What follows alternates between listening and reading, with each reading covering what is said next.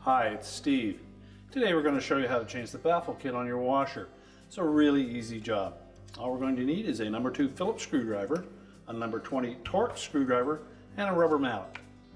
Let me show you how we do it. Now, to do this repair, we will need to remove the top for the washer.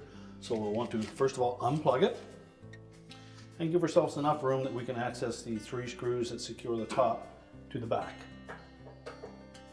Using our number 20 Torx screwdriver, we'll remove 3 screws that go through the lip at the back of that top panel, and then we'll just pull that panel back about ½ inch from the front of the console. Then we can lift the top off and set it aside.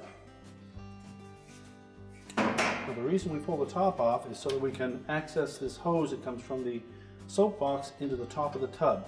So just grasp that, squeeze it, and work it out of that opening in the outer tub.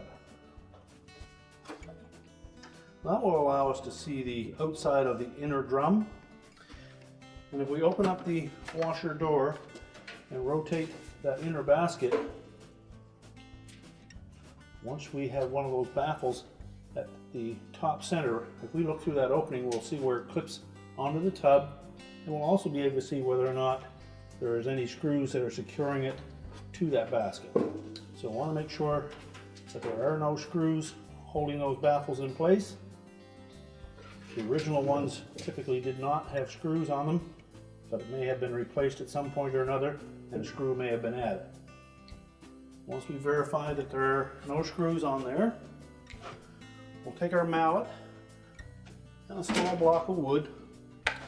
Now, the baffles that you receive may look different than what is originally on your drum, but it's the proper part for your washer. So we're going to take that block of wood, we'll set it at the front of that baffle. We'll give it a rap from the hammer, which will knock that baffle towards the back of the tub, and we'll release it. There are 6 little tabs that fit into slots on the drum that lock it into place. Just rotate the drum. Do the same for the next one.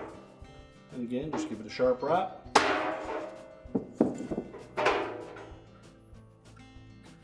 And just inspect underneath where the baffle was.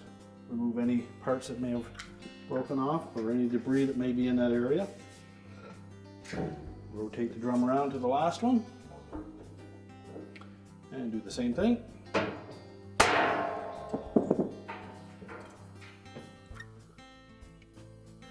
Now, to install the new baffles, we're going to take those, and you'll note that the center one has more of a gap between one end than it does the other, and the long gap will go towards the rear, which means the raised portion of that baffle will be against the back of the tub.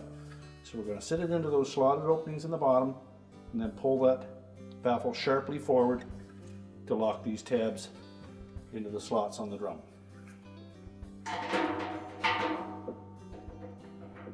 Make sure it's sitting flush all the way around, and then give it a sharp pull forward.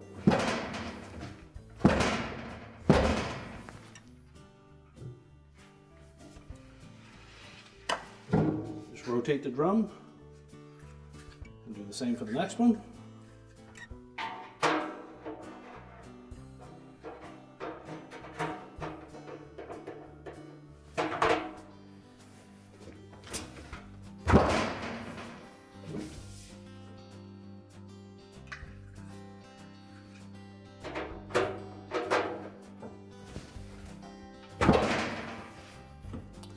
Now, once we have all 3 of those pulled into position, we'll next go to the top of the tub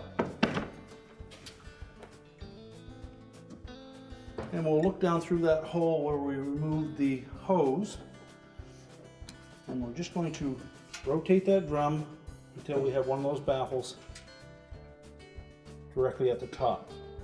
If you look down through that hole, you'll see where the screw hole in that plastic baffle will line up with a hole in the stainless steel inner basket.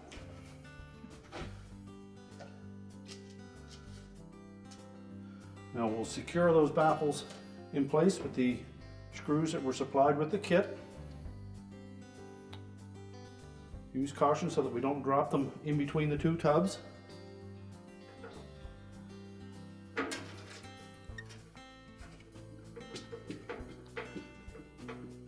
And just tighten the screw to hold it in place. Rotate the drum so the next baffle lines up,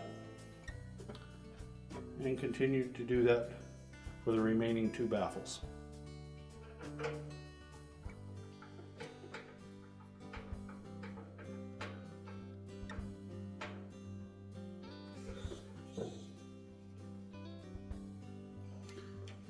Now if the hole doesn't line up, that would indicate that you haven't pulled that baffle far enough forward.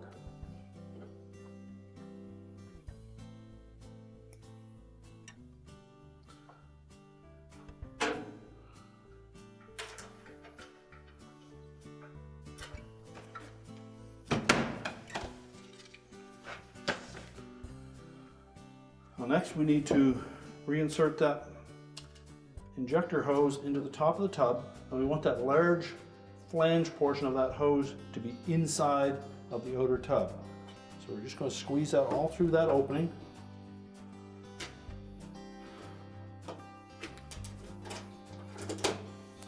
Then if you just work that hose around in a circular motion, the top portion of that hose will lock it into place. And then we can put the top panel back on. We'll position that so that the front lip of that top panel sits forward of the plastic housing that secures the control panel. It should allow it to lay flush. Push it forward until it closes that gap. Take the 3 retaining screws and install them across the back.